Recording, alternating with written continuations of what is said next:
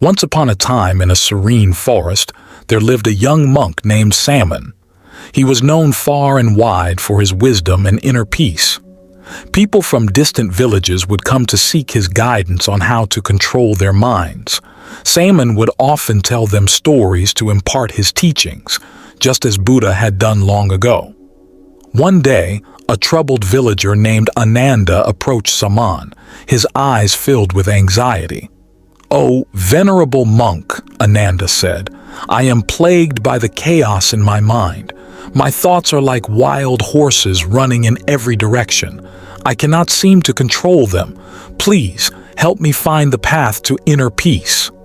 Saman smiled kindly at Ananda and gestured for him to sit.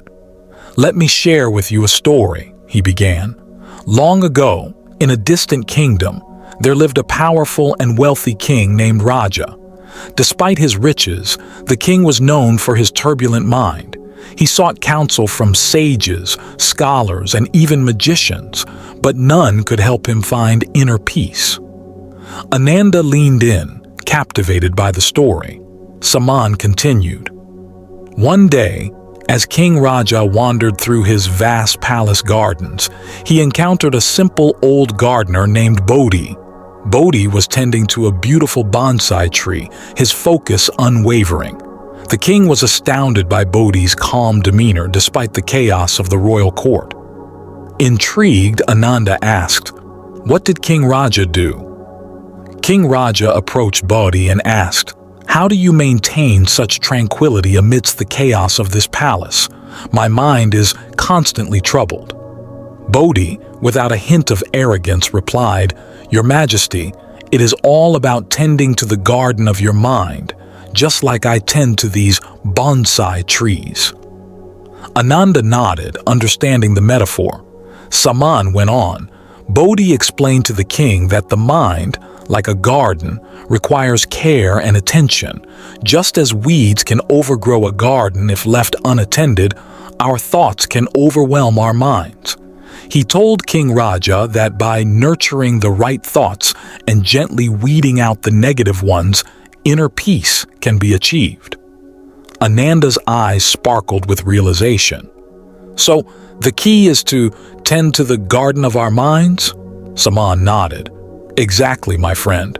Bodhi's wisdom resonated with King Rajah, and he decided to learn the art of tending to his mind just as Bodhi cared for the bonsai trees. Intrigued by the story, Ananda asked, "But, venerable monk, how did the king learn to control his mind?"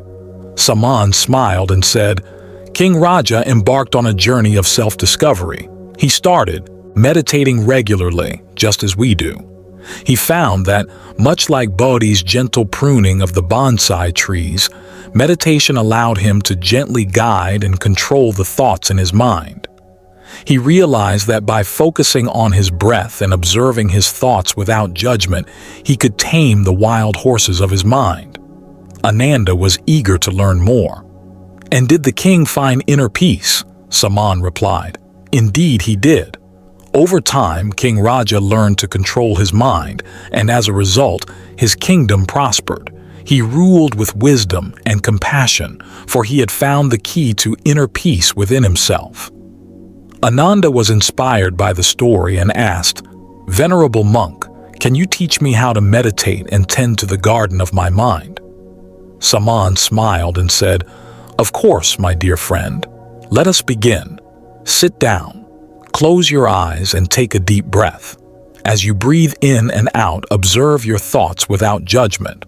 Like the gardener tending to his bonsai tree, gently guide your thoughts back to your breath whenever they stray. With patience and practice, you will find the inner peace you seek."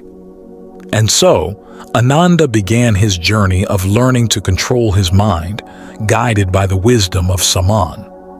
They sat in the peaceful forest just as Buddha had done centuries ago, passing on the timeless teachings of controlling the mind to find inner peace.